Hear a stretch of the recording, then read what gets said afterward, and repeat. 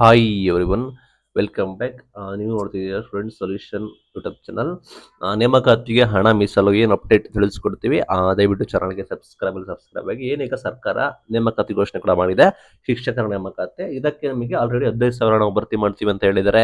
ಈ ಹಿಂದೆ ನೇಮಕಾತಿ ಕೂಡ ಇತ್ತು, ಒಟ್ಟಾರೆ ನೇಮಕಾತಿ ನಾವು ಮಾಡ್ತೀವಿ ಅಂತ ಹೇಳಿದ್ದಾರೆ. ಅದನ್ನ ಬದಿಗಿಡೋಣ. ಇಲ್ಲಿ ಸಿಹಿ ಸುದ್ದಿ ಏನಂದ್ರೆ, ನಿಮಗೆ ಒಟ್ಟಾರೆ ಹಣ ಮೀಸಲಾತಿ ಮಾಡಿ ಇಟ್ಟಿದ್ದಾರೆ. ಲೈಕ್ ಹೇಗೆ ಅಂದ್ರೆ, ಶಿಕ್ಷಣ ಮತ್ತು ಉನ್ನತ ಶಿಕ್ಷಣ, ಲೈಕ್ ನಿಮಗೆ ಎಜುಕೇಶನ್ ಮತ್ತು ಹೈಯರ್ ಎಜುಕೇಶನ್ ಡಿಪಾರ್ಟ್ಮೆಂಟ್ ಇಲ್ಲಿ ಒಟ್ಟಾರೆ 47,000ಕ್ಕೂ ಹೆಚ್ಚು ಅನುದಾನವನ್ನು ಕೂಡ ಮೀಸಲಿಟ್ಟಿದ್ದಾರೆ. ಬಿಕಾಸ್ ನಿಮಗೆ ನೇಮಕಾತಿ ಮಾಡಲೇಬೇಕು ಅಂತ ಹೇಳಿ ಬರೋಬ್ಬರಿ 47,000ಕ್ಕೂ ಹೆಚ್ಚು ನಿಮಗೆ ಅನುದಾನ ಕೂಡ ಮೀಸಲಿಟ್ಟಿದ್ದಾರೆ ಅಂತ ಕೂಡ ಮಾಹಿತಿ ಬಂದಿದೆ. ಈ ಸರ್ಕಾರ ನಂಬಕ್ಕಾಗೋದಿಲ್ಲ, ಅನುದಾನ ಮೀಸಲಿಟ್ಟಿದೆ, ಬಟ್ ಅದನ್ನ ಯಾವ ಕಡೆ ಬೇಕಾದ್ರೂ ಅದನ್ನು ತಿರುಗಿಸಬಹುದು, ಅಂದ್ರೆ ಬೇರೆ ಕಡೆಗೆ ಯೂಸ್ ಕೂಡ ಮಾಡ್ಕೋಬಹುದು. ಒಟ್ಟಾರೆ 47,000 ಕೋಟಿಗೂ ಹೆಚ್ಚು ಅನುದಾನ ಕೂಡ ಮೀಸಲಿಟ್ಟಿದ್ದಾರೆ ಅಂತೆ. ನಿಮಗೆ ಆಲ್ರೆಡಿ ಶಿಕ್ಷಣ ಇಲಾಖೆ ಪ್ರಾಥಮಿಕ ಪ್ರೌಢಶಾಲಾ ಶಿಕ್ಷಕರ ಬಡ್ತಿ ಕುರಿತು ನಿಮಗೆ ಮಾಹಿತಿ ಕೂಡ ಇದೆ.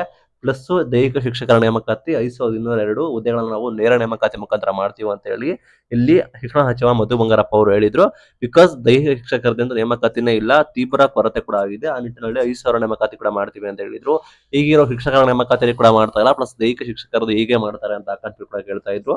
ಪ್ಲಸ್ ಶಿಕ್ಷಕರ ವರ್ಗಾವಣೆಯಲ್ಲಿ ಕೂಡ ನಮಗೆ ಚೇಂಜಸ್ ಕೂಡ ತಂದಿದ್ರು, ನಮಗೆ ಗೊತ್ತೇ ಇದೆ. ಒಟ್ಟಾರೆ ಅಂದಾಜು 47,000 ಕೋಟಿನ ನಾವು ಮೀಸಲಿಟ್ಟಿದ್ದೀವಿ ಅಂತ ಕೂಡ ಹೇಳಿದ್ದಾರೆ. ಈ 47,000 ಕೋಟಿ ಸಾಲೋದಿಲ್ಲ, ಬಟ್ 47,000 ಕೋಟಿ ಒಟ್ಟಾರೆ ಮೀಸಲಿಟ್ಟಿದೀವಿ ಅಂತ ಹೇಳಿ ಒಂದು ಮಾಹಿತಿ ಕೊಟ್ಟಿದ್ದಾರೆ. ನಿಮಗೆ ಅಂದಾಜು ಶಿಕ್ಷಕರ ನೇಮಕಾತಿಗೆ ಎಷ್ಟು ಸಾವಿರ ಕೋಟಿ ಬೇಕಾಗುತ್ತೆ, ಲೈಕ್ ನಿಮಗೆ ಒಂದು ವಾರ್ಷಿಕವಾಗಿ ಅಂತ ಹೇಳಿ ನಿಮಗೆ ಅಂದಾಜು ಇದ್ರೆ ಕಮೆಂಟ್ ಮುಖಾಂತರ ತಿಳಿಸಿ. Thank you.